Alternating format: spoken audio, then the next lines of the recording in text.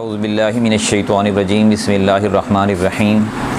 ہمارا ہفتہ وار پروگرام مطالعہ قرآن کا ہے اور آج سورۃ البقرہ کا چوتھا رکوع ہے۔ پہلے رکوع میں ہم نے پڑھا تھا کہ جو لوگ اللہ سے ہدایت حاصل کرنا چاہتے ہیں وہ اپنے اندر تقوی اختیار کریں، گناہوں سے بچیں، نماز قائم کریں، اللہ کے دیے ہوئے رزق میں سے خرچ کریں اور آخرت پر ان کا یقین ہو، غیب پر علم ہو اور قرآن اور دوسری الہامی کتابوں پر ان کا علم ہو۔ جو لوگ ایسا نہیں کریں گے وہ قرآن سے ہدایت حاصل نہیں کر سکتے۔ دوسرے رکوع میں منافقین کی اقسام پڑھی تھیں کہ بہت سارے لوگ ایسے ہیں جو اللہ اور آخرت کو کہتے ہیں کہ ہم ایمان لائے، لیکن ان کے دل جو ہے وہ مسلمان نہیں ہیں۔ اور تیسرے رکوع میں اللہ تعالیٰ نے پوری انسانیت کو مخاطب کیا اور کہا کہ جو قانون یا جو ہدایت نامہ میں نے اپنے نبی کے ذریعے سے تمہارے تک پہنچایا ہے، اگر تم کہتے ہو کہ یہ غلط ہے اور یہ نبی نے خود لکھا ہے تو تم بھی ایسا ایک لکھ کے دکھا دو۔ اللہ تعالیٰ نے یہ بھی فرمایا کہ جو لوگ فساد کرنے والے ہیں وہ دراصل رشتوں کو آپس میں کاٹتے ہیں، لڑائیاں جھگڑے کرتے ہیں اور وعدہ جو کرتے ہیں اس کی پاسداری نہیں کرتے۔ چوتھے رکوع میں اللہ تعالیٰ نے ایک عظیم شان بات کی ہے اور وہ یہ کہ جو انسان ہے اس کائنات کے اوپر اس کو میں نے اپنا خلیفہ بنایا ہے، جانشین بنایا ہے۔ جانشین کیا ہوتا ہے، خلیفہ کیا ہوتا ہے، یہ ہمارے ہاں لفظ اکثر بولے جاتے ہیں۔ خلیفہ اس کو کہتے ہیں کہ جو بادشاہ کے قانون کو خود کے اوپر بھی عمل کرتا ہے اور اس قانون کو نافذ کرتا ہے اس دھرتی کے اوپر جو بادشاہ نے اس کو آرڈر کیا ہو۔ اللہ تعالیٰ نے اس زمین کے اوپر قرآن کو خود نافذ نہیں کرنا۔ کسی انسان کو اللہ تعالیٰ نے زبردستی یہ نہیں کہنا کہ تو قرآن پر عمل کر۔ انسان کو اختیار دے دیا ہے کہ وہ چاہے تو عمل کرے، چاہے تو انکار کر دے، لیکن اللہ تعالیٰ نے ہر انسان کی ذمہ داری یہ لگائی ہے کہ اگر کامیابی چاہتے ہو تو تم میرا خلیفہ بنو اور اس کا قرآن کو جو ہے وہ جو قانون ہے اس کو پڑھو، عمل کرو اور اس کو اس پوری معاشرے پر نافذ کرو۔ یہ خلیفے کا کام ہے۔ اس واقعے کی طرف اللہ تعالیٰ نے یہاں پہ مختصر اشارہ کیا ہے۔ اس کی تفصیل پورے قرآن میں متعدد مقامات پر آتی ہے کہ جب اللہ تعالیٰ نے یہ زمین نہیں بنائی تھی، یہ زمین نہیں تھی، یہ آسمان بھی نہیں تھے، اللہ کا عرش جو ہے وہ پانی کے اوپر تھا۔ اللہ نے زمین بنائی، اس کو ٹھہراؤ دیا، پھر آسمان ساتھ بنائے اوپر نیچے، پھر انسان کو پیدا کیا اور دنیا کی آخری انسان تک کو حضرت آدم علیہ السلام سے لے کر آخری انسان جو دنیا کا اس دھرتی کے اوپر پیدا ہوگا سب کو پیدا کر دیا۔ یعنی جتنے بھی اربوں مسلمان یا انسان یا اس سے بھی زیادہ تھے سب کو پیدا کر دیا اور سب کو ایک ہی جگہ پہ اکٹھا کر دیا عرش کے اوپر، اور انہیں کہا کہ بتاؤ تمہارا رب کیا میں نہیں ہوں؟ تو سب نے کہا الستو بربکم، کہ آپ ہی ہمارے، قالوا بلی آپ بے شک آپ ہی ہمارے رب ہیں، آپ نے ہمیں پیدا کیا، ہم آپ کے ہی بندے ہیں۔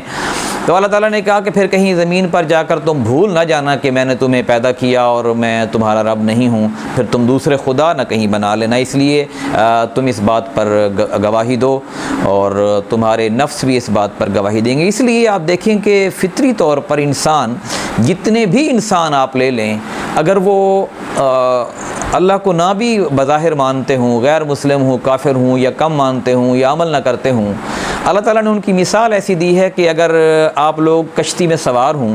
اور وہ کشتی سمندر میں ہوں اور وہ سمندر کے اندر جو ہے وہ تمہیں یقین ہو جائے کہ یہ طوفان کی نظر ہو جائے گی اور تم نے اب نہیں بچنا، تو تم اپنے دل سے پوچھو کہ اس وقت تم کس کو پکارتے ہو؟ اس وقت تم سارے اللہ کو پکارتے ہو اور باقی سارے جھوٹے خدا تمہیں بھول جاتے ہیں۔ اور یہ جب فتح مکہ ہوا تھا تو جو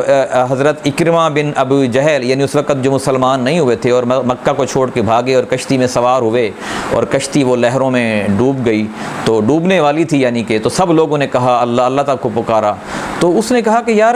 اسی بات کی جو تبلیغ ہے وہی تو محمد صلی اللہ علیہ وسلم کرتے ہیں کہ بتوں کو نہیں پکارنا، صرف اللہ کو پکارنا ہے۔ ہم نے لات عزا اور منات کو پکارتے ہیں، کوئی اولاد دے دے، کوئی بارش دے دے، کوئی رزق میں اضافہ کر دے۔ تو یہی بات تو اللہ کے رسول کہتے ہیں کہ صرف اللہ کو پکارنا ہے، اور آج سارے ہی کوئی بھی مسلمان نہیں ہے اور سارے اللہ کو پکار رہے ہیں۔ اس نے کہا کشتی کو واپس موڑا اور جا کے مسلمان ہو گیا۔ تو یہ انسانی فطرت ہے کہ جب وہ مصائب میں، مشکلات میں گھرتا ہے اور اس کو کوئی بھی راستہ نظر نہیں آتا، کوئی دوست نظر نہیں آتا، کوئی یار و مددگار نظر نہیں آتا، تو وہ صرف اللہ کو پکارتا ہے۔ اور اللہ کہتا ہے کہ یہی تو میں کہتا ہوں کہ تم جب اس حالت میں مجھے پکارتے ہو، تو جب تم آسانی میں ہوتے ہو، خوشی میں ہوتے ہو، جب تمہارے اوپر ہر طرح کی فراوانی ہوتی ہے، پھر تم مجھے بھول جاتے ہو، پھر تمہیں شیطان یاد آتا ہے، پھر دنیا کے رسم و رواج یاد آ جاتے ہیں، پھر دنیا کے دوست احباب یاد آ جاتے ہیں۔ تو یہ مسلمان کو ایسا نہیں کرنا چاہیے۔ وہی تذکرہ ہے وَإِذْ قَالَ رَبُّكَ لِلْمَلَائِكَةِ إِنِّي جَاعِلٌ فِي الْأَرْضِ خلیفہ، اور اس وقت کو یاد کیجئے جب آپ کے رب نے فرشتوں سے فرمایا کہ میں زمین میں ایک نائب بنانے والا ہوں، خلیفہ بنانے والا ہوں، جان نشین بنانے والا ہوں۔ قَالُوا وَتَجْعَلُ فِيهَا مَن يُفْسِدُ فِيهَا وَيَسْفِكُ الدِّمَاءَ، تو وہ کہنے لگے کہ آپ زمین میں اس شخص کو مقرر کر رہے ہیں جو اس میں فساد پھیلائے گا، خون ریزیاں کرے گا،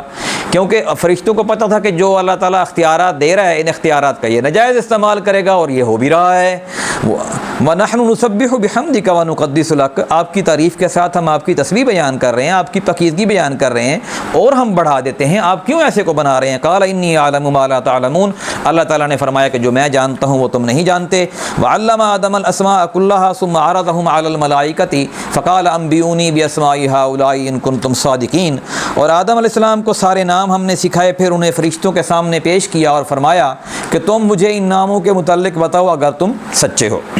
کچھ چیزوں کا آدم علیہ السلام کو علم دیا اور فرشتوں کو کہا کہ یہ بتاؤ کہ یہ کیا چیزیں ہیں، تو فرشتوں نے کہا قالوا سبحانک لا علم لنا الا ما علمتنا انک انت العلیم الحکیم، وہ کہنے لگے کہ آپ پاک ہیں، ہمیں تو بس اتنا ہی علم ہے جتنا آپ نے دیا ہے، بے شک آپ تمام چیزوں کا علم جاننے والے ہیں اور آپ حکمت والے بھی ہیں، یعنی آپ کو ہی پتہ ہے، ان کا علم ہمیں تو نہیں پتہ، ہم نے تو صرف وہ بات کی تھی کہ جو ہم آپ نے بتایا کہ میں ایسی مخلوق پیدا کر رہا ہوں جس کو اختیار دوں گا، اپنا جان نشین بناؤں گا، اور وہ اس اختیار کو لے کر وہ زمین کے اوپر حکومت کرے گی، تو ہم نے یہ بتایا تھا کہ یہ تو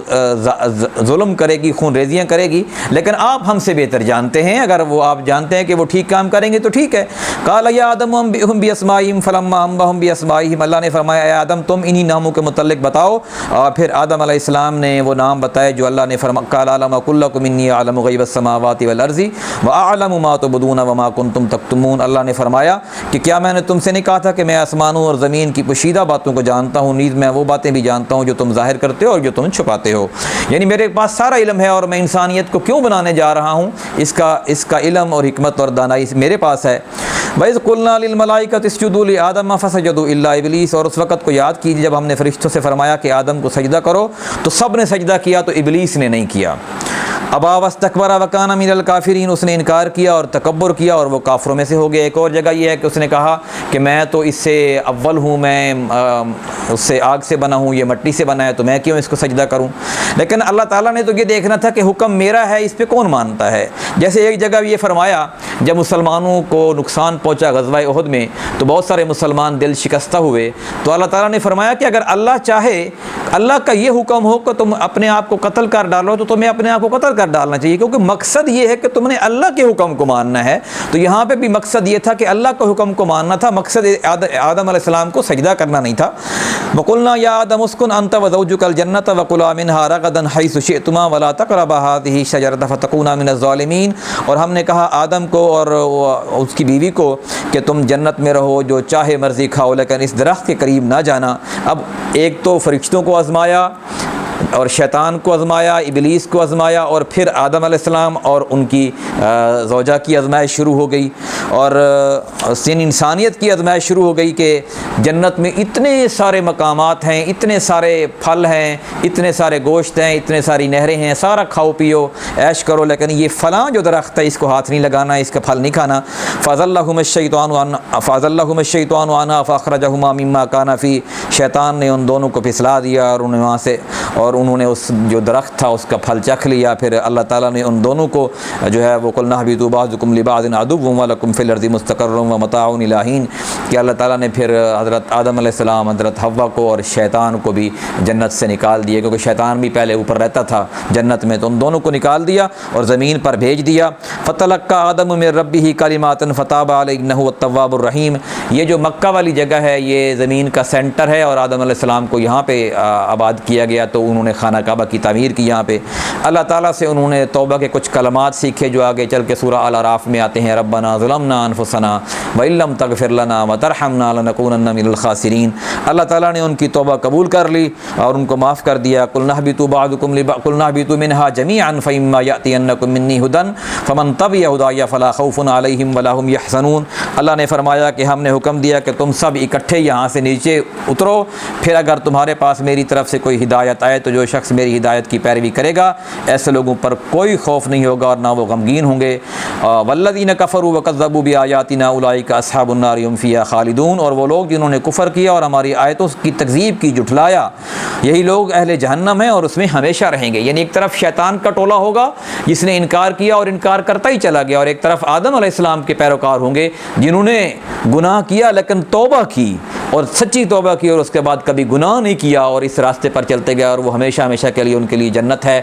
اب ہمیں یہ دیکھنا ہے کہ ہم آدم علیہ السلام کے پیروکار ہیں یا ابلیس کے پیروکار ہیں کہ آج تک ہم نے جتنے گناہ کیے ہیں ان سے سچی توبہ کریں اور اللہ کے راستے کے لیے نکلیں اور قرآن کو صحیح معنوں میں سمجھیں اور پڑھیں اور اس کے مطابق اپنی زندگی کو ڈھالیں اور بدلیں، اور پھر یہی ایک طریقہ ہے کہ اللہ تعالیٰ ہمیں جنت میں ڈالے گا اور ہم ہمیشہ ہمیشہ جنت میں رہیں گے۔ لیکن اگر ہم نے